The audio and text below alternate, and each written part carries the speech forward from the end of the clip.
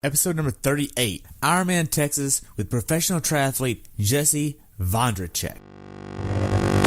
Welcome to the pursuit of the perfect race. I'm Coach Terry Wilson, and with each episode, I bring stories of athletes to you that share their experiences at races in order for you to learn how to have your perfect race. We will hear stories from athletes of all ages, abilities, and races of all distances. So regardless of where you fit in, there's something in it for you. Thanks for spending some time with me today. Now let the pursuit begin.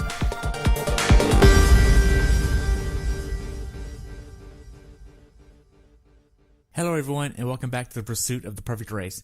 Today I have the pleasure of talking with my friend Jesse Vondracek about his race at Ironman Texas. This race took place on April 28, 2018 in the Woodlands, Texas. The temperature on race day was 70 degrees and rose to 84, and the water temperature was 71. Jesse is the co-owner and head coach of Top Step Training. He has been racing as a professional triathlete for 8 years and looks forward to many more in the future. I look forward to hearing about your race, Jesse. Welcome to the show. Hey, thank you so much for having me. I'm excited to be here. Awesome. So what made you want to do this race, man? So honestly, the timing is what really was the biggest factor for me.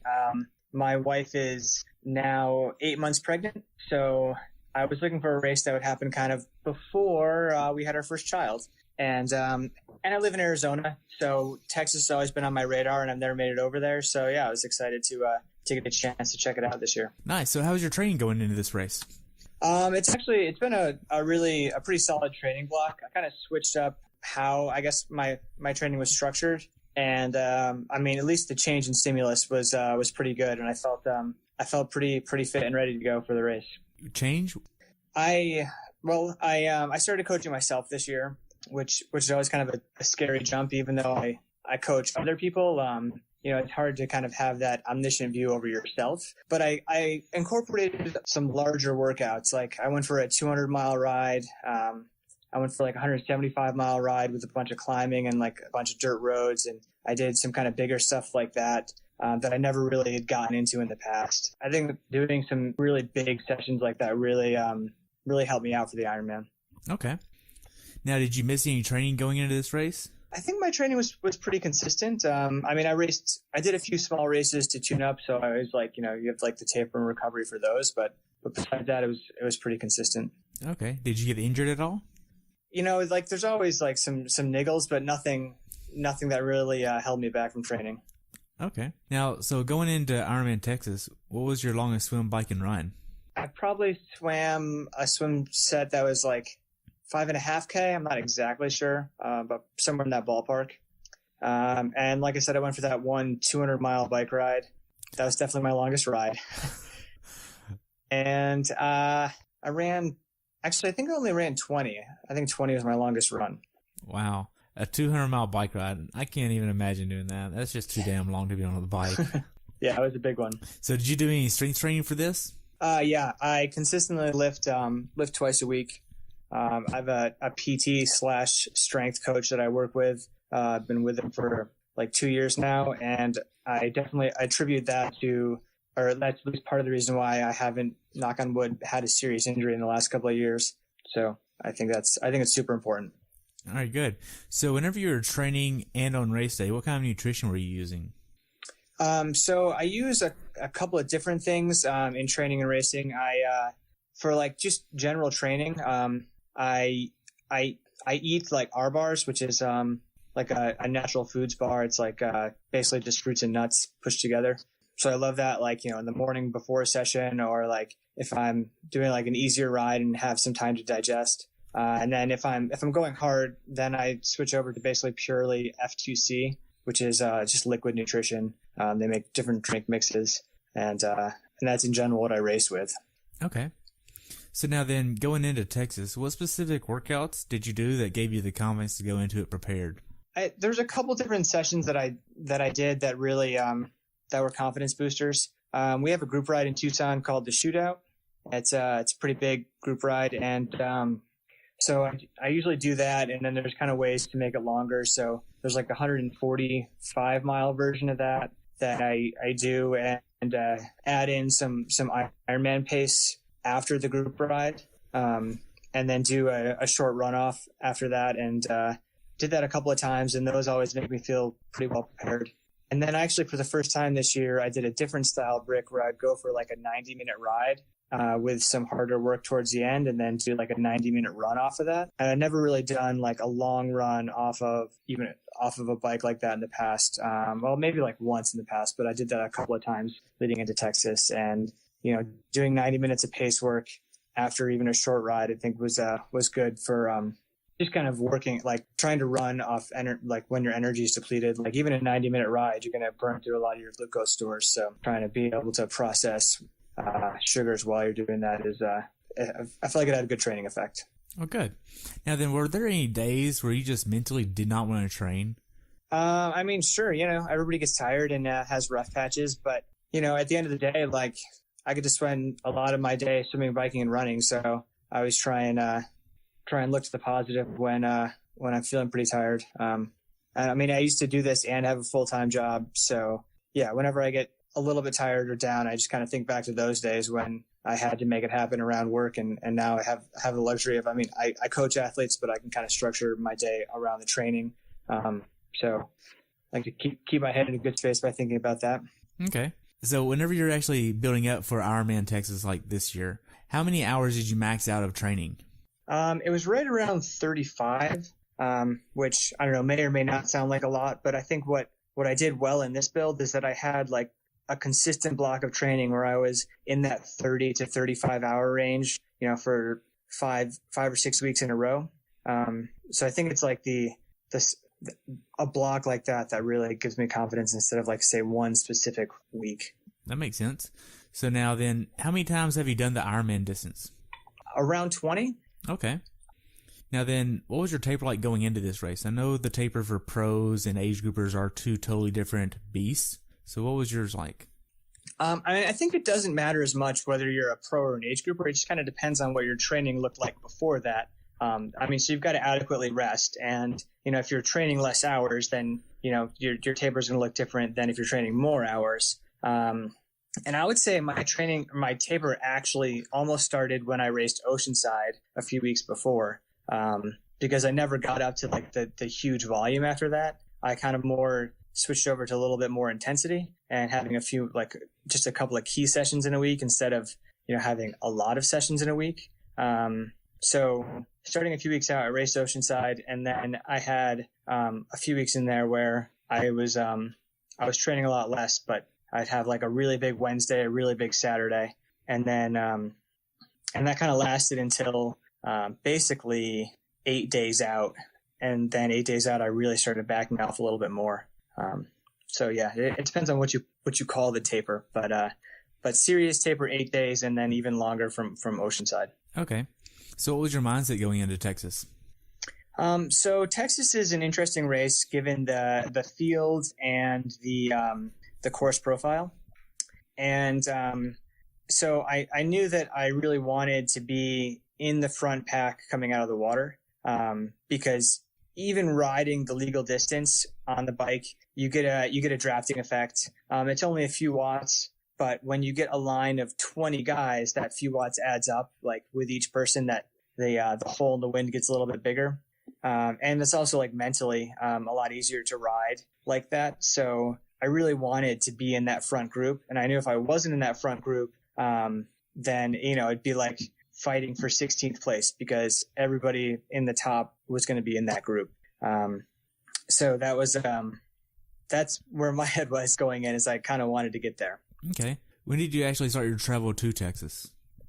I flew to Texas on Wednesday. No, sorry. And then the pro meeting was on Thursday. Okay. So how'd you get your bike to Texas? I have a, like Rooster Sportsman makes a bike box to hen house that, you don't have to pay for bag fees with. So I've been using that for a couple of years now, and I've had pretty good luck with that. So I use that box. Nice. What do you mean you don't have to pay for baggage fees? So you take the wheels off and put them in a separate bag, and then you kind of take the fork off your bike and then kind of pack it in a bag with a frame. And so you've got these two bags that are both within the legal size limit. So they're just checked as like a normal carry-on, not like a bike fee. Oh, wow. It's pretty cool. Yeah. So as a pro, how was the check-in process for Texas? It was fine. It's always pretty much the same. Like we have the pro meeting on Thursday, and then we go through a pretty similar check-in process to everyone else. We just have a different table we go to. Okay. So now then, what was the final workout before you did the race? I did like a few little things in Texas. Is that what you're looking for? Yeah. Or like so I wanted to swim in the pond or lake there and see what the water was like. So I did a little swim workout. I think I only swam for 20 minutes, but I had a few like 30-second efforts in there. And then I did a short like 20-minute jog with like 6 by 30-second strides. I did those two the day before the race. And then the day before that, I went for like a 2-hour ride with just a couple pickups in there. Okay. So now then, did you have any issues with the bike prior to checking it in the morning of the race? Not really. I'm not the best bike mechanic, so I always get a little bit nervous when I build my bike after taking it apart. But yeah, no, it went together pretty smoothly, and Diamond had a booth at the race, which was cool. So I went in and chatted with them, and they helped me throw a race day chain on there. Okay, what kind of chain was it? It's an ice friction chain. When the races are that fast, I feel like every watt counts. So if I can save a few watts by having a fast chain like ice friction, I'll use one. Nice. So now then, the day before the race, are you monitoring how much fluid you're getting, how many calories you're eating, or do you have a certain meal that you're trying to get? So over the years, I've gotten a little bit less OCD about exactly what I do in the days leading up to the race. But I guess I kind of know what I want to be doing, but I don't have certain meals. I don't count calories. I just kind of know how I want to feel, and like I kind of want to have a big breakfast the day before the race, and then like taper it off slightly throughout the day. So I should feel pretty full after my breakfast, and kind of go from there. And I eliminate most fibrous foods, and I'm definitely a little more carbohydrate heavy in the days leading up, and a little bit less fat in there. Okay. The day before the race, what time do you try to get in bed? I really try and get my sleep schedule so that I'm going to bed early, basically all the time. Especially living and training in Tucson, like it gets hot early here, so I like to go to bed early and get up early.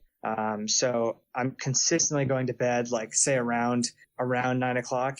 And then the days leading up to the race, I try and, if I can get that a little bit earlier, I will try and get in bed closer to 8. And even if I'm just like lying there reading, or just resting, I think that anytime you're lying down and resting is better than doing something else.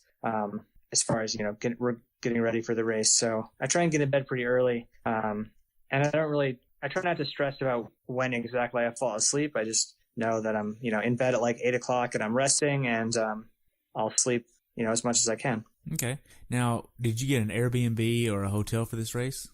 I was actually fortunate enough. Ironman helped me find a homestay. So I had a homestay right in the Woodlands, and they were awesome. They were volunteering at the race, and they were super supportive.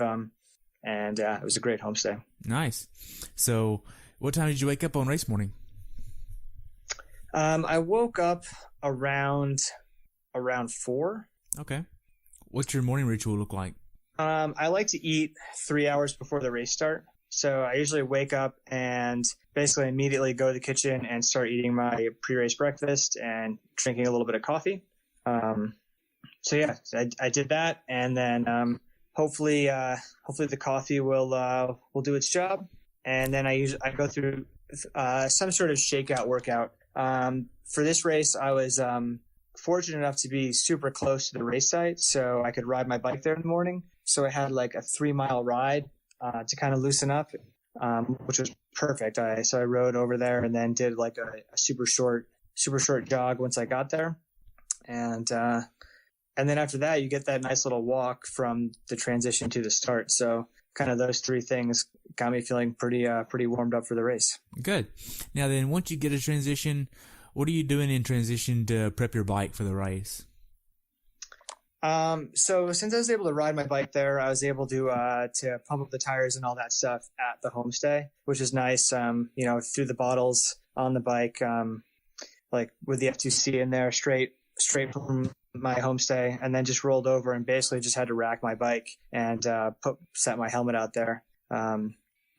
And then, I guess I threw my sunglasses, helmet in my transition bag there, and shoes on the bike on the rack. And I had taken in my run shoes the day before, so that was all done. So that's kind of all I had to do. Nice. So with this type of course, what kind of wheels were you using?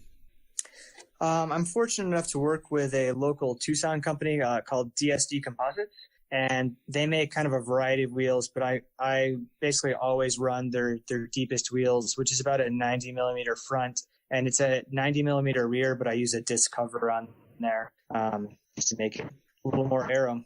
Okay. Now then, you head over to the swim start. It's about 3/4 of a mile to a mile away. Did you wear shoes all the way over there? I did, yeah. They had a morning clothes bag drop at the swim start, so I walked over in shoes. And like a light jacket because it's actually a little bit chilly in the morning.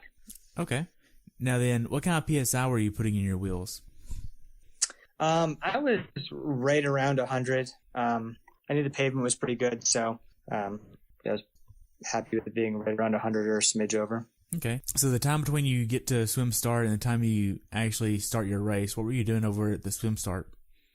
So I ended up getting there probably about 30 minutes early. Just because it was a pretty fast process. So once I got everything set, I knew a couple other people racing, so we found a little spot to sit down and doing some light stretching and just chatting, trying to relax a bit, keep the mood light. Okay. Now then, the last few minutes for the race, were you getting the last minute goo or any type of nutrition in? So I usually kind of touch base with how I'm feeling, and I always have a goo with me. And then so for a start like this, where I know the swim start is going to be full on and pretty important, I'll actually take and do something with some caffeine. So my go-to is like drinking about half a Red Bull before a start like this. I'll bring a can of Red Bull with me and then drink about half of it and then kind of dump the rest. And then I like to make sure I get in the water and swim around for if they'll let me get a 10-minute warm up in the water. That's always ideal. Okay. Now then, right before the gun goes off, y'all are in the water, right? Yes. Okay, and then the gun goes off, then y'all go. How was the first few minutes of the swim for you? It was actually one of my best swim starts. We started going, and I was kind of in there's two buoys were lined up between, and there's a few guys kind of crowded left because that was where the buoy line was. And I was a little bit towards the middle just because I wanted to be on the front line, but didn't see any reason to be way over in that little clump, and started going. And I didn't realize it, but the two guys to my right were actually like super fast swimmers. And all of a sudden the three of us had a gap on everyone else. So I was like swimming in third for the first 100 meters of the race, which doesn't usually happen. Nice. So after you start making a few of the turns, how does the swim go for you? So unfortunately that my good luck started to run out after that. I was with kind of the main group there for the first maybe 800. And for some reason I couldn't seem to swim in a straight line, and I kind of self-selected my way off of that group. So they swam away, a little bit before that first left-hand turn. So took that turn and then took the next left, kind of two short turns to start coming back in. And then I was alone, and I just kind of watched them get a little bit further away. And then a few minutes later, actually it was another 800 yards later, is when we're about to take the right-hand turn to swim in the canal.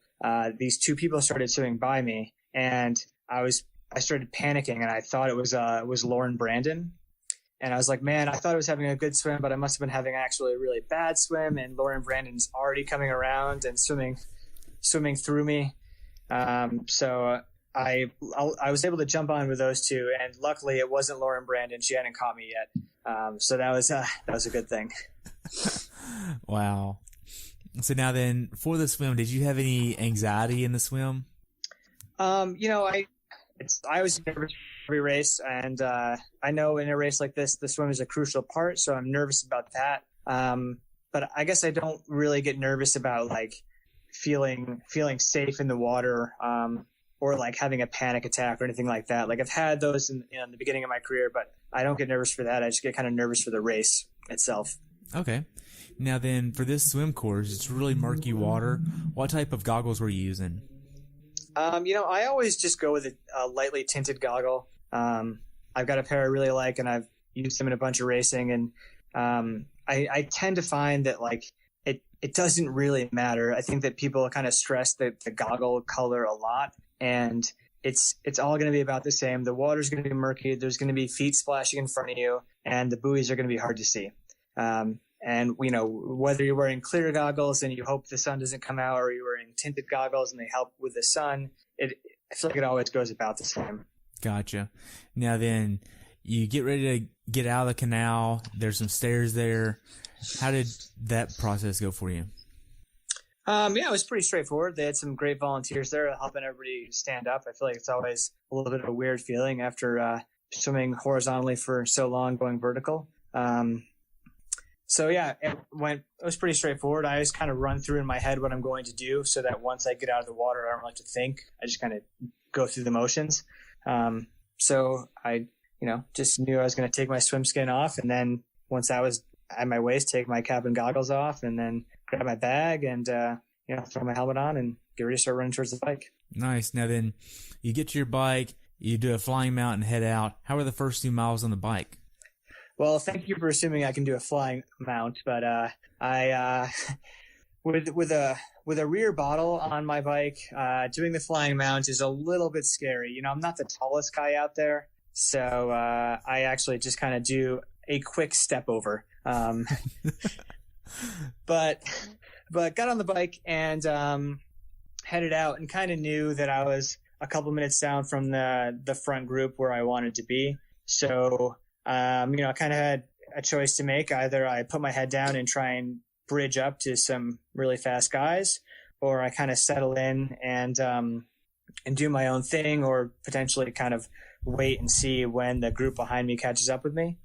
So I basically decided to go big. It's kind of how I race. I know it's not always the best plan, especially in an Ironman, but I put my head down and just started riding pretty hard to see if I could bridge up to the group in front of me. Nice. And now then, once you get onto the Hardy, you're on the Hardy for right at 80 miles, so you had plenty of time to catch them.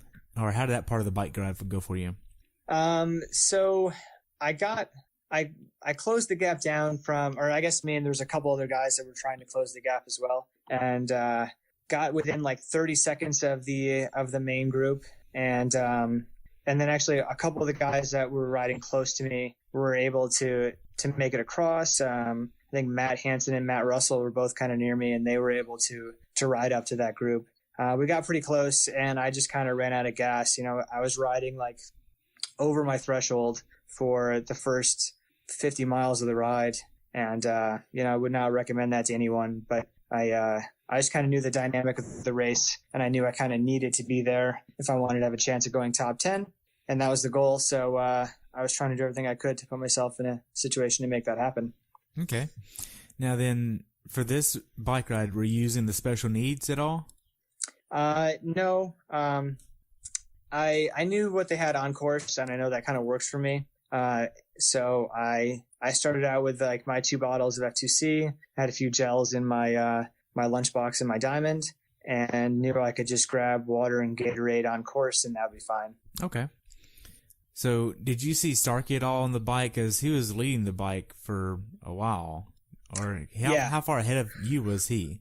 Oh, I mean, he was far. But on the turnaround points, I could see him and, see him kind of leading the charge out there. But just kind of on the turnaround places, that was it. Okay. So now then, we're not going to turn this into a drafting episode, but it was obviously out there with the age groupers. Did y'all see any of that out there? Sure. Yeah. I mean, we were like going opposite directions at times, and, it'd be kind of what looked like a giant swarm of bees kind of coming at us. And, and the scary thing was they were kind of taking over more than their one lane they had. And so, that's always scary because I'm trying to ride, with my head down in my lane. And if there's people coming at me going 25 miles an hour, it's not a good feeling. Right. How did that make you feel as an athlete out there? I mean, that I would feel unsafe if other people were doing that. Did you feel unsafe out there? Yeah, I mean, I felt a little unsafe and just kind of like disappointed, and that's how the race is playing out. Like, I'm sure that there were some people that were drafting on purpose, but I'm sure other people just kind of ended up in that situation where they're surrounded by people and there's people in front of them and behind them and left and right. So how do you get out of that? I don't know. So yeah, it's just kind of a disappointing situation. And I was disappointed that Ironman pulled the refs off course, which I didn't find out till after the race.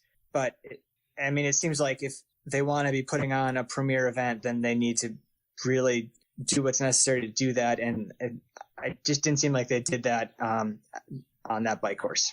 Right. Now, for yourself, are you trying to hit a certain cadence or a power number? So usually, yes. Usually I would have like a goal wattage I'm going to try and stick to.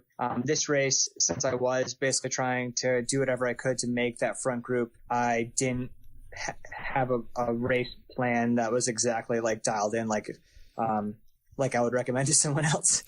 So it was more like a strategy of, hey, I'm going to try to be in my mind and in the race for every moment and tactically do what I can to get where I want to go. Right. And then, I kept an eye on the power, and I tried to not let it get too high. And then I also tried to not let it get too low. And then the cadence, I always trying to roll around 90. It seems to work pretty well for me. So yeah. And a lot of that's on feel. But I do have a computer that I look at once in a while. Okay. Now, as far as the bike goes, is there anything you'd tell someone to be aware of that hasn't done this bike course before? The last, 10 miles, once you get off the toll road, kind of working your way back towards transition, is a little bit slower going, and there are a lot of turns. And so every time you turn, you've got to kind of like slow down and then kind of get up to speed. And after riding so long on the toll road and not having to do that, it was definitely a little bit of like a shock to the system. So I would just kind of keep that last 10 miles in mind so that you know it's coming, and you're going to have to actually do some cornering and do some shifting. And so just kind of be mentally prepared for that at the end of the ride. Because I think you could bleed a lot of time in that last 10 miles if you kind of get off the toll road and you're like, oh, I'm done. Ride's done. But it's not. You still got actually a fair distance to get back to transition. Okay. So what gearing were you using for this race? I always run a 55 up front, and then I have an 1128 in the back. I think I would probably been better off with like an 1125 or something. But yeah, I just basically stayed in the 55 and then kind of in the middle of the cassette most of the time. Okay. Now then, the last mile or two on the bike, did you do any type of transition to help you prepare for the run? So I always try and especially with corners at the end like that, I'll try and stand up a few times and make sure my legs are stretched out a little bit. So kind of standing up and trying to open my hips up a little bit once in a while. And then basically more mentally get ready for the run. Yeah. All right. So you get to T2, you dismount, you run through. How was T2 for you? I actually had this really kind of new pain in the arch of my foot. So I was really nervous because I was trying to run, but it hurt a ton getting basically to my shoe bag. But once I put on my shoes, it seemed to be totally fine. So it must have just been a little muscle cramp from the way my foot was in my shoe that day. Okay. So I actually volunteered this race, and I was telling a lot of the athletes to just run along the grass in the transition because it's a really, really long way all the way from the dismount line all the way to your run bag. And then you have to go in the 10. It's all on concrete. And I was just telling everybody, hey, run on the grass right there so that way you don't have to run on concrete. And a lot of people are doing it. You should have told me that before the race. Yeah. The grass is right there. I would actually recommend Ironman Texas to put a sign right there saying you can run on the grass. It's okay. Because a lot of athletes rather don't have their shoes on or are barefoot. And if it was a normal Texas day in April, that concrete would be really hot. And if you're barefoot, that's going to be really, really hot. And you could potentially burn your feet. So I was just telling people, hey, run on the grass. It's not going to hurt you. Yeah, it's a good idea. Yeah. So now then you get through T2. How was the actual first few miles of the run for you? So I always try and kind of build into it. I try and make sure I'm not going crazy out of T2. give my hips a chance to open up a little bit after the ride, and kind of like, basically after the first mile, then I kind of start looking at my watch and say, okay, how am I running? How am I feeling? I try to not do any like real big evaluations right off the go there. I felt pretty good leaving transition. So I was running pretty steady the first few miles of the run. Felt good. Okay. Did you have any cramping or GI issues? No, yeah. Really nothing. Everything felt pretty good. Good. So how was the support on course? Oh, it was great. It was, the looped courses like that, I feel like are always fun. I really enjoy them. It's like I would never do that in training. Do like three loops like that for the run. But on a race, when you get support and you can kind of know where you're at the whole time, I feel like it's a good way to race. And so there's a lot of people out there, and then the volunteers and the aid stations were all well run. So the run course was nice. Good. Now then, did you realize where you were stacking up at this point? I wasn't exactly sure. I saw the clock, so I knew what my total time was, and I knew I was kind of on track for a PR as long as I didn't mess up the run too much. So I was just trying to run smart and go for a PR. I knew I was out of the top 10. I knew that the pack in front of me had 15 to 20 guys in it. So I was just kind of like, top 10 goal is kind of out of the picture now. So doing what I can do to have my best day at this point. Okay. Now then, mentally, how hard was this race for you? It's an Ironman, they're always hard. There's always going to be lows, right? And there was definitely a few lows on the run. I think that, anytime you improperly pace a ride, it's going to come back to haunt you on the run. And I definitely did that, and I paid for it a little bit on the run. So I had some pretty big lows, and those are always tough to get through. And I had to, I think, eat a little bit more food during the run than I normally would because of how hard I rode the first part of the bike. So kind of dealing with a few of those things made parts of the run pretty challenging. Okay. So how did you get out of the lows for yourself? So for me, usually if I have a low, it's calorie driven. I know sometimes you just have like a rough patch where you're like, man, I don't really feel like running, 20 more miles. But I usually find that it's calorie driven. So I usually try and like assess what I need and then kind of go for that. Okay. Now and Coke is always a good choice. Yes. Always go for the Coke. Hopefully you're not out there whenever they bring out the chicken broth. Right. So now then, you get to mile 10 or so. How are you feeling at that point? That's kind of when I started to come unraveled a little bit, and then it just kind of got into like total damage control mode. I was in training. I was definitely I felt like I was prepared to run in the 640, in the low 640s. It should have been a fairly comfortable Ironman marathon. But, since I kind of shot myself in the foot with a bike ride, that's what I did for like the first 10 miles. And then, just really hit some lows and had to slow down for a while. And, I was trying to keep running but slow down and hit some aid stations and grab some solid foods and drank a bunch of Gatorade, and then was kind of able to rally a little bit after that. Okay. Now for the special needs on the bike, did you have, for the special needs on the run, did you have anything in there? I did, yeah. I had a bottle with some drink mix I could grab and like carry for a while, and then I actually had some solid food in there that I didn't want to have to take it, but I knew it was a potential, so I put it in there. And so this race, I did grab it and did eat some of that while I was running. Okay, it sounded like you need a Red Bull right then. I actually had a little bit of Red Bull mixed in my drink mix bottle. There's a little bit of Red Bull and then a little bit of F2C mixed with water in there. Okay, so you have Red Bull, F2C, and water all mixed together. Yeah.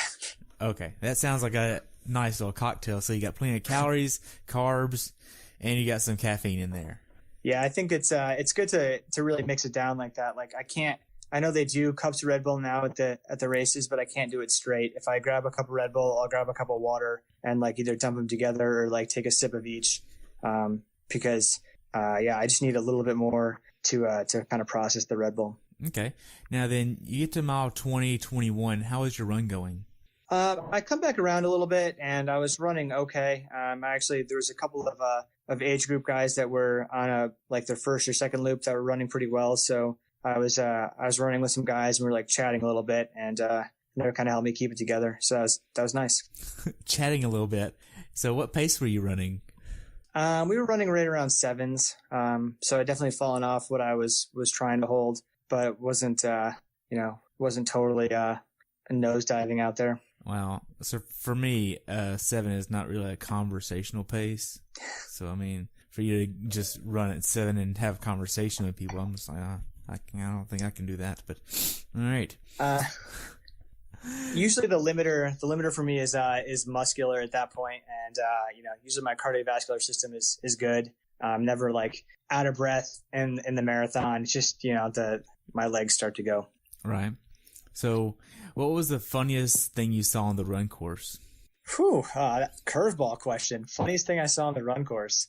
So I was running with this guy who was running behind me, and his mother was on the side of the course, and we ran by, and she was absolutely screaming at him in Spanish to stay with me and not to let me go, and she just assumed I didn't understand any Spanish, and so she was just kind of talking about me while she was yelling at her son, and so they had like a full blown little mini conversation while we were running, and he did. He stayed with me. We ran together for a while, and it was great. It helped me out too, so I was psyched on that. But it was pretty funny to hear her kind of screaming at him to go and to stay with me. That's pretty awesome. So the final few miles of the run, how was that for you? I was ready to be done, and I always try and make sure I'm staying on top of nutrition. So even though I only had 1 or 2 miles to go, I was still hitting Gatorade at the aid stations because when you get that depleted and tired, it doesn't take much for you to start falling apart. But I knew I was still on track for PR, so I was trying to keep it together, and didn't feel great, but tried to finish as strong as I could anyways. Good. So now then you get to the point of the course where you don't make any more loops, you kind of veer off of that and head toward the finish line, and then the barricades start lining the road, and then you take that right turn to go down the hill, then back up the hill, then the last 800 yards pretty much. How was that for you? Well, first of all, that right turn is just mean. I did not realize how far down they make you go before you turn around and come back up from it's not much of a little hill there, but at that point in the run, I felt like it was a 10% grade trying to get out of there. But I made it out, thankfully. And there's people there, and that's always exciting. And I saw the clock, and I saw the time, and I was like, I could see the clock, and it said 8:19, and I was like, oh man, maybe I can go sub 8:20. That'd be pretty cool. And then I realized how far up out of this hill I had to run, and then clicked over to 8:20. But it was exciting. And actually my homestay was out there, and he was cheering, so it was really cool to see him. And it was a cool finish line. Nice. So after you crossed the finish line, what'd you do next? I sat down. They gave me a bunch of water, and I sat down for a bit and tried to get rehydrated before heading into the athlete food. But then went in there, and that's where the bunch of the other athletes were. So went in there and chatted with them. Everybody always wants to tell their war stories, and it's always good to hear. Then I found my phone so I could call my wife and check in with her. Nice. So how was your recovery process? It was pretty good. I had to fly out the next day. So I had to kind of rebox the bike and everything, and I never sleep super well the night after an Ironman. But my homestay was pretty excited about my time, and I was excited as well. So that night we went out and we grabbed a burger and some beer, and it's fun to hang out with them. And then the next morning, boxed the bike, flew back to Tucson, and took another day off actually, where I just walked the dogs and did some stretching to try and let my body totally recover or get closer to recovering. And then Wednesday I did a couple of light workouts because I was kind of decision time as to whether or not I was going to try and double up and do Wildflower this last weekend. Wow. So now then, looking back on it, how well prepared do you think you were? For Texas? Yeah. I felt prepared. I in hindsight, I probably would have just rode my own power instead of trying to bridge up to that group, and that would have led to a faster time in the end. But yeah, I feel like the training I did going in left me in a good spot. I think my race execution was really the only sticking point. Okay. So what's something that you learned from this race that you'd like to pass on to someone else that hasn't done this race before? Don't do what I did. No, it's a flat course, and it's easy to get caught up into trying to go fast. And I would say, like any Ironman, it's good to know what you're capable of and have a plan and stick to the plan. And I think that, on the bike course, especially, it's to just make sure you're riding your watts and, you're rolling nice and steady and keeping your head down. And there's a lot of time you can make up on the run if you ride smart. I mean, you just look at what Matt Hansen did, running a 2:35 or something. He ran 30 minutes into me in that race. So there's a lot of time to be made up on the run if you ride smart. Wow. Now then, you mentioned that you called your wife right after the race. Could you really be where you are in this sport without her support? 100% no. Actually, so I spent 10 years teaching high school as well as racing, and then racing professionally. And she basically told me to quit my job in order to just kind of pursue racing and coaching. So yeah, you don't really get that kind of support everywhere. Wow. Because even with age groupers, it seems like if the spouse isn't on board with the long course triathlon training and racing, it seems like that is a real wedge in the relationship. And because of the time commitment and the training commitment, it's really going to be a happy wife or a deteriorated training and deteriorated race days. Yeah, exactly. It's necessary to have someone who understands. And I mean, my wife is kind of an elite marathoner herself, so she totally gets the training and the mindset. So yeah, it works. We work well together. Wow, that's great. Now then, we've covered a lot. Do you have anything else you'd like to add about your race? No, I mean, it was, I was definitely pleasantly surprised. I feel like Texas can get a bad rap if you've ever driven through like Western Texas and you kind of picture all of Texas being like that. That's kind of what I had in my mind, like Friday Night Lights kind of Texas. And the Woodlands was a gorgeous area. And it was, I think it was a good race, a great place to visit. Hopefully they can kind of clean up the bike course business. But besides that, I'd definitely go back and do the race. So I'd recommend it. Nice. Now, what could Ironman have done to make your race as an athlete better? Yeah, I guess not to harp on the same thing again, but I mean, just putting on a little bit more pro bike course, I think that that would have helped everyone. Like, there's no reason for there to be accidents on a course like that. So coming up with a better way to deal with that, I think is a must for them. Okay. One of the suggestions that I was talking with another person I interviewed was the sidewalk from the bike dismount line to the changing tent is really long. Okay. And instead of having athletes go around and down to get their bag, why not just line the sidewalk right there with all the bags? It's long enough to have all the bags 2 and 3 wide. Hey, now then all the bags are along the sidewalk. You pick it up as you go by it, and then you're good to go. Instead of running around and then all the way back down and around, just make things a little bit more streamlined. Yeah. I mean, the transition was definitely pretty long. I've come across it in quite a few races. So I guess as long as everyone's doing the same thing, I try not to stress about it too much. But yeah, that definitely would have been nice to cut out that little extra going around to get your bag. Right. So what's next for you? So next is having a baby. I'm taking a little downtime right now, and my wife and I are gonna have a baby in early June, and then I'll kind of pick things back up again and start gearing up for Ironman Mont Tremblant in August. Nice. That's gonna be a great race. Yeah, I'm excited. I've never been up there, so I'm excited to go up there and race and check it out. Looks gorgeous. Nice. So I only have one real question left, and that's the obvious. And so, what's your definition of a perfect race? A perfect race is a race where you throw it all out there and you do it appropriately so that you're totally spent at the finish line. And so, yeah, it's about that kind of perfect pacing. Obviously, like that means your nutrition, everything else has to be dialed in. But, I want to be like passing out when I'm crossing the line, and just kind of knowing, that I left 100% of myself out there on course. Wow, that's awesome. So how can athletes follow you?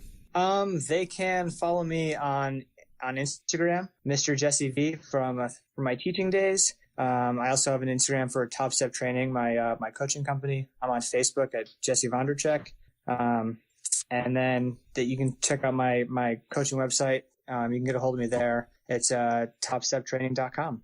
Nice. Well, Jesse, I appreciate your time today. I really enjoyed it, and I look forward to following you soon, and I hopefully can get some pictures of your little one pretty soon. Awesome. Thank you. Hey, you're more than welcome. Great. Thanks. Awesome. Have a good day, okay? All right. All right, bye.